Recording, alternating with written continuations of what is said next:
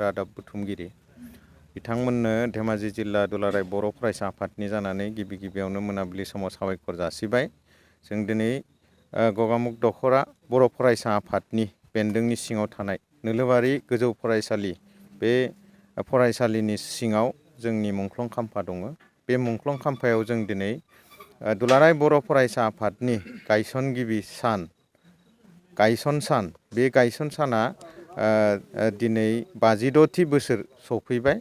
बे 56थि बोसोराव जोङो 56 गं आलारि बाथि सावनानै जोंनि गायसन सानखौ जों फालिदों। बे समाव दुलाराय बर' फरायसा आफादा 56 बोसोर बैसो जाबाय। बे 56 बोसोर बैसोआव दुलाराय बर' फरायसा आफादा माबायदि रोंखा राखा जानांगौ बेखौ जोङो दिनै दिन्थिनो हानांगौमोन। नाथायबा जोङो रेलि लानानै जोङो थाबायनानै दिन्थिनो हायाखैब्लाबो जोङो माखासे उसुबिदानि थाखाय नाथाय जोङो 56 गं आलारि बाथिखौ जों सावदों। सावनानै दिनै बेवहाय जोङो जोंनि आगोल समनि दैदेनगिरि बिथां मानगोनां बिथांमोनखौ लाफानानै जोङो बिथांमोनखौनो दिनैनि बे आलारि बाथि सावजेननाय हाबाफारिखौ मावहोदों। दा बिथां दैदेनगिरि मोनानो गोख्रों दैदेनगिरिमोन, बेनो जोंनि बिदिन्थि। आरो दुलाराय बर' फरायसा आफादा बै समनिफ्राय जि समाव जेरै मावनांगौ, जि मुखामुखि जेंना जेंसिफोरखौ जाबोदोंमोन, बियो बै समनिफ्राय दिनैसिमबो जाबोदों। दिनै जेंनाया जोब्बाय होननानै गैया।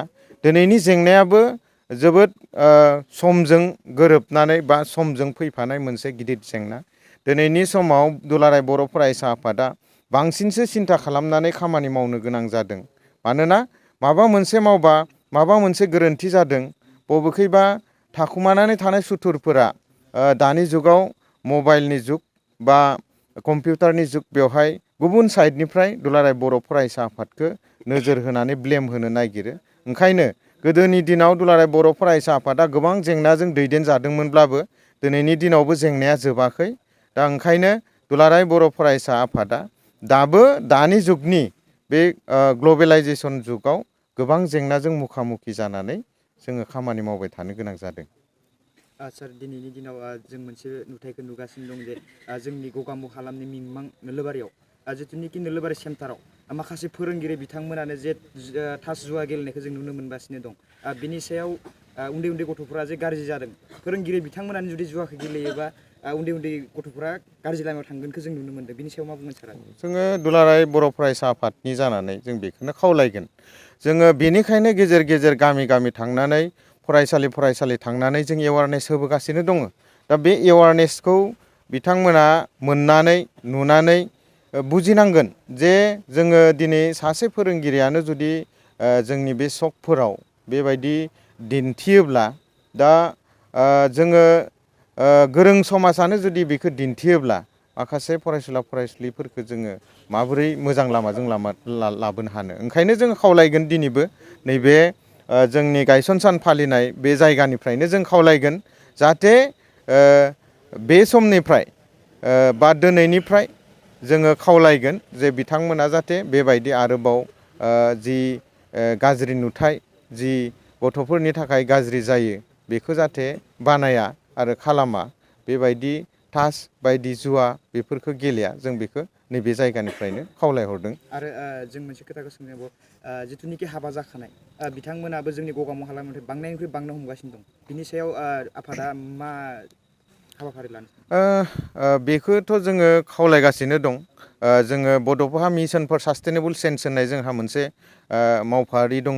बे मिसननि गेजेरजों जोङो बै समाजनि जायफोर जेंना, गाज्रि जेंनाफोर, गाज्रि हुदाफोर, बेफोरखौ जोङो गारनांगौ। जोङो मोनसे कनस्ट्राक्टिभ मोजां गावनो गाव जिउ खुंनो हानाय राहा लामाफोर लानानै नागिरनानै जों खामानि मावनांगौ। जोंहा न'खर खुंनांगौ दं, जोंहा गथ' गथाय फोरोंनांगौ दं, फिसा फिसौ फोरोंनांगौ दं, जोंनि समाजखौ मोजां खालामनांगौ।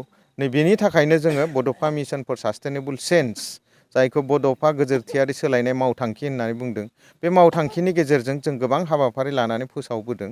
ओंखायनो जों खावलायगोन बे जोंनि जोनोम सान फालिनाय जायगानिफ्रायनो जे बे गाज्रि समाजनि नेमखान्थि आरो गाज्रि बेबायदि जौ जुवा थासजों गफबना थानाय बिथांमोना जाहाथे बे हुदाखौ गारो आरो जोङो मोजां समाज, मोजां फरायसा आरो मोजां जोंनि सुबुं सम्पद दानो जोङो बयबो मुखुब जानांगौ, जों बेखौ खावलायगोन। लोगोसेनो उन्दै बैसोआव हाबा जानायखौ जिथुनिखि एबसुआ होबथादोंमोन, बेखौ मानियालासिनो उन्दै बैसोआव हाबा जानायखौ लागासिनो दंमोन। औ।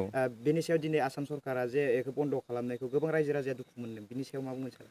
बेखौ जोङो माब्लाबाबो माने दुलाराय बर' एबसुखौ दुखु फरायसा आफादा मोनोमोन, एबसुआ बादांबा दुखु मोनो। दुलाराय बर' फरायसा आफादा माब्लाबा बेखौ गनायना लायाखै आरो जों बेनि माने बेरेखा, जोङो माब्लाबाबो उन्दै बैसोआव हाबा जानायखौ गनायना लायाखै।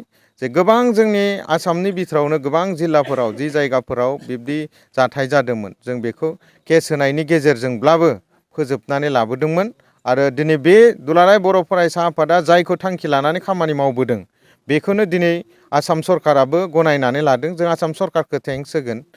दा बेवहाय जोङो दुलाराय बर' फरायसा बुंनाय बाथ्राखौ मानियाखैमोनब्लाबो दिनै सरकारा जे गनायना लाबाय बे हाबाफारिखौनो मावफुंनो थाखाय, बे जे उन्दै बैसोआव हाबा जानाया जे मोनसे समाजनि बेरेखा, बेखौ सरकारा गनायना लानायखौ दिनै फोथायनो गोनां जादों गोबां मानसिफ्रानो।